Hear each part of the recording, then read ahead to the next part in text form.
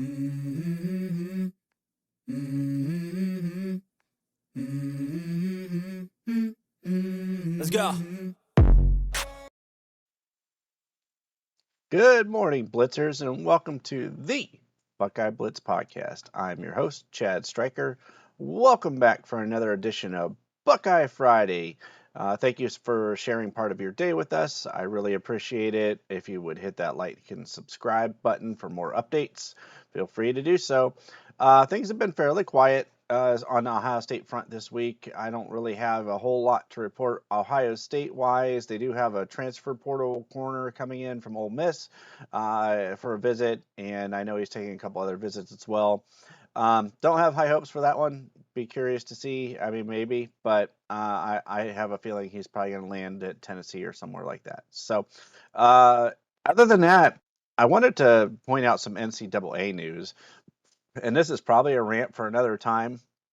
But Alabama is building a state-of-the-art, world-class NIL facility on campus. So I do think that Gene Smith's got to get on board. He's got to get on board and get on the train and start working with the cohesion, start working with the foundation, and get this NIL stuff situated because it's moving fast. I keep I see things like Texas, Texas Tech, Oregon, and some of these other schools, Michigan State, really starting to work on their NIL brand and on NIL collectives together with the athletic department. And we don't want to end up like Iowa, who their athletic department just simply won't work with um, their football team and their athletics. So that's a rant for another day. Just thought I'd bring that up, share it, and let you guys know what's going on with that. As I mentioned on Tuesday when I did Q&A Tuesday, again, thanks for your questions. Feel free to submit them this weekend over the next few days. I'll be happy to answer them during that time. I like to actually answer them via the video podcast here. So if I don't write you back, don't be dismayed. I'll just take it up on the channel here. So I mentioned that I was going to do a position, take a look at the state of the position, essentially, and the position groups this week. We're going to start with Kyle McCord and the quarterback position. So I have some footage from the Akron game where he started while CJ Stroud was out a year ago. And I'm currently putting together some film of Devin Brown throwing a few passes and maybe some from high school. There's not a lot out there, at least on the collegiate level, for Devin Brown. The reason I'm doing this is I keep hearing that, different people say and on different podcasts and different things that McCord, the ball pops out of his hand. He throws a little harder than Brown, but he isn't that athletic. Fair. Brown is more mobile, but maybe doesn't have the same arm talent that McCord does. Okay. So let's take a look at it. So that's what I was thinking today. I thought maybe we would just spend a little time diving into that specific, I guess, what does Kyle McCord bring? So I'm gonna do a little maneuvering here and get this up on my screen.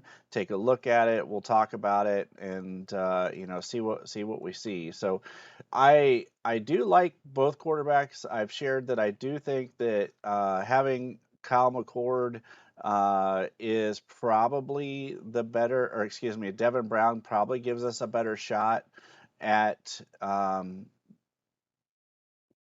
I guess making men miss and making guys miss.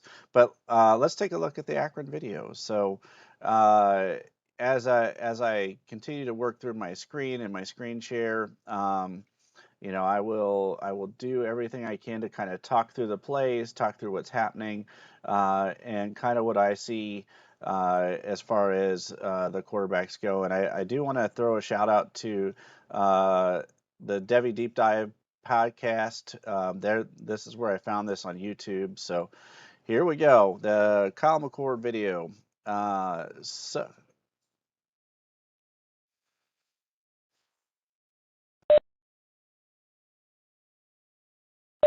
So they're getting ready to break the huddle.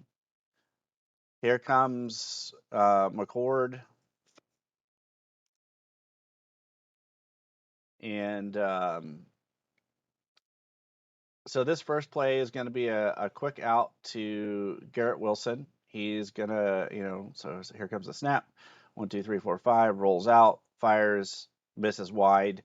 Some of that's timing, some of that's reps, some of that's inexperience. Again, here's another quick throw out to Olave, misses behind him. It actually ends up being a lateral. And um, it wasn't a great throw. Some of that's footwork, some of that's timing. And they're going fast here, 3rd and 16. So watch McCord.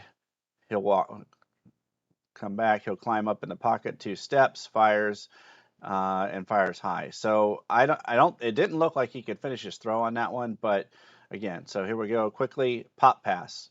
Jackson Smith and Jigba around the end. So here's what I'm going to say about this video that I've watched several times is that they are going to use their athleticism here.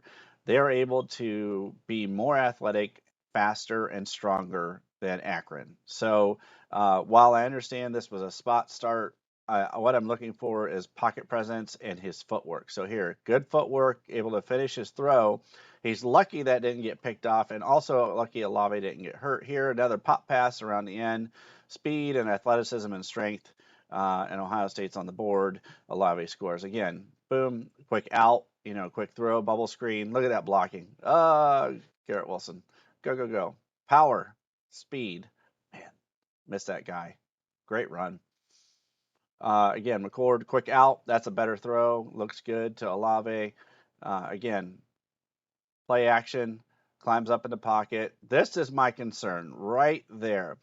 You can see the difference between even maybe C.J. Stroud and Kyle McCord with their footwork and their speed. So here, again, fake the pop pass.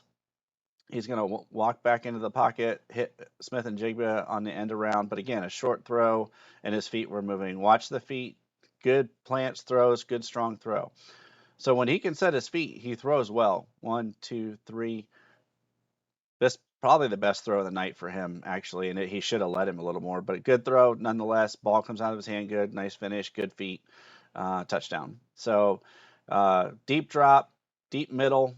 Great throw. Great rip. Yeah, that's what you like to see. So important things, from what I've seen out of this video from McCord that I've watched is he needs to be able to set his feet like most quarterbacks. I've seen CJ throw off his back foot and stuff. Here's a play action. He's going to walk up in the pocket, deep middle. Again, lucky he didn't get Garrett Wilson killed there, but decent throw, good rip. Here's a blitz. He walks right into the defenders. Athleticism, but I can't really put that on him either. That's just experience. So again, they're going to bring the blitz, sack, brought more guys than we could block. Experience would say you got to get rid of that ball here. Deep drop, deep throw, good toss. Over the linebackers and in between the safeties, so you had that deep middle that was open. But so far so good. I mean, this is true freshman video in a spot start, so can't say too much here. He does a nice job stepping up in the pocket, getting rid of it, getting Master Teague the football. So again, he did let that rip on the move, so that looked nice. So here, let's watch his feet, watch his feet, watch his feet. Happy feet, gets rid of the ball, and it's picked. So again, like most quarterbacks, it's better if he's setting his feet to throw the football. Good throw here to Egbuka. Egbuka does a really good job of making a guy miss, and then it's just speed. So, again, a lot of the yards that McCord had in this game, not dissing the kid, just straight facts, is run after the catch, pop passes. He had a couple nice deep balls. You can see the youth and inexperience here in this game, but he stepped in when he had to, gave CJ a rest. Everything he did looked good. And again, thank you to the Devi podcast for the video. And I really appreciate you guys tuning in today. I just thought we'd take a look at that video. So as far as what I think I think you guys are probably already on this, picking up what I'm thinking is that I honestly think that we need to go with Devin Brown. I don't think we're going to be running quarterback power like we did with JT Barrett, but I think it would be good for for the program in and of itself to have a mobile pocket passer, a mobile quarterback, especially breaking in three new offensive linemen. So that is the underlying reason for my assessment. So now I know we're not going to know who wins till we come out of training camp. We're not going to know when we get done with the spring game, but nonetheless, I do think that um, both quarterbacks are worthy. Both quarterbacks are 5 stars. I like the fact that we're going to get 2 years out of Devin Brown. I've mentioned that many times. So I'm going to get that Devin Brown video ready. I'll be sharing it next week, probably Tuesday, and we'll go over it and talk through it. What I can find. I hope you enjoyed that little bit of a breakdown of Kyle McCord and got to see a little bit of the throws from the Akron game. I do appreciate you guys taking a listen to what I have to say. I hope you have a great weekend, great Friday. Take care. Have a good one, Blitzers.